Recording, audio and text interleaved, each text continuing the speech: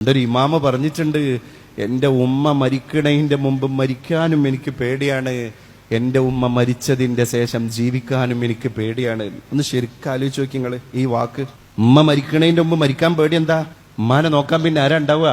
ഉമ്മാനെ ശുശ്രൂഷിച്ചിട്ട് എനിക്ക് കൂലി വാങ്ങാൻ കഴിയൂലല്ലോ ഉമ്മ മരിക്കണതിന്റെ മുമ്പ് ഞാൻ മരിച്ചാൽ. ഉമ്മ മരിച്ചതിന്റെ ശേഷം ജീവിക്കാനുള്ള പേടി എന്തുകൊണ്ടാണ്? എങ്ങനെ പിന്നെ ജീവിക്കുക? എങ്ങനെ പേരേക്ക് കയറിച്ചില്ല? എത്ര വർഷമായിട്ട് ഉമ്മ മരിച്ച മക്കൾ ഈ സദസ്സിലുണ്ടെങ്കിലും ഒരു നിമിഷം അവരാലോചിക്കും, ഓരോ ഉമ്മാന്റെ ആണ്ട് വരുമ്പോഴും ഉമ്മയില്ലാത്ത വീട് അല്ലേ, ഉമ്മയില്ലാത്ത വീട്. ആദ്യത്തെ ഉമ്മ മരിച്ച 3 ദിവസമൊക്കെ വീട്ടിൽ ആളും ബഹളവാ. എല്ലാരും ആണ്ട് പിരിഞ്ഞു പോയിട്ട് തഅസിയത്തിന്റെ ദിവസമൊക്കെ കഴിഞ്ഞിട്ടുണ്ടല്ലോ.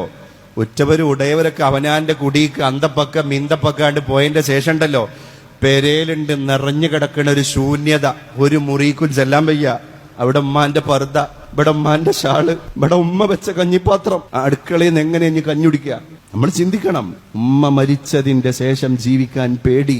അതുകൊണ്ടാണ് ഒരു മഹാനായ ഇമാമ് പറഞ്ഞത്, ബാപ്പ മരിച്ചു, ബാപ്പ മരിച്ചപ്പോ ബാപ്പാന്റെ സ്വത്ത് കോരിയൊക്കെ മക്കള്, സിബ്ലിങ്സ്, അഞ്ചന്മാരുണ്ട്, ഏട്ടന്മാരുണ്ട്, പെങ്ങന്മാരുണ്ട്, എല്ലാരും ബാപ്പാന്റെ സ്വത്തും പറമ്പോ കോരിച്ച് കൊണ്ടുപോവാ.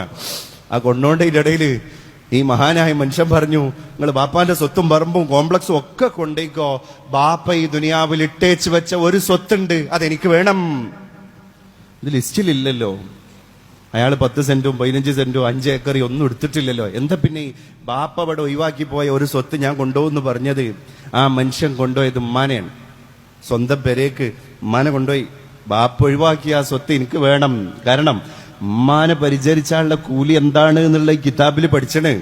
ഉമ്മാന്റെ കാലിന്റെ അടിയിൽ നമ്മൾ തട്ടിക്കൊടുക്കണ പൊടിയുണ്ടല്ലോ, അത് പിന്നെ നമ്മുടെ കയ്യിലെ നക്ഷത്രമാണ് അത്രേ സ്വർഗത്തില്.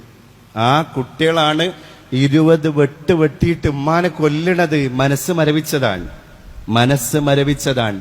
ലഹരിയാണ് കാരണക്കാരൻ. നിങ്ങൾക്കറിയോ ഈ കുട്ടികൾക്ക് ഈ ദുനിയാവിൽ തന്നെ കിട്ടാൻ പോകുന്ന കടുത്ത ശിക്ഷ എന്താ അറിയോ?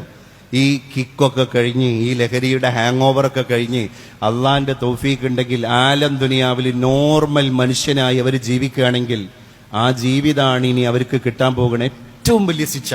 കാരണം എന്താ? അപ്പൊ അങ്ങനെ ആലോചിക്കും, എന്റെ അമ്മാനെ കൊന്ന് ഞാനാണല്ലോ. ദുബായ് ഗോൾഡ് ആൻഡ് ഡയമണ്ട്സിൽ 18 കാരറ്റ് ലൈറ്റ് വെയ്റ്റ് ഓർണമെന്റ്സുകളുടെ വിസ്മയങ്ങൾ.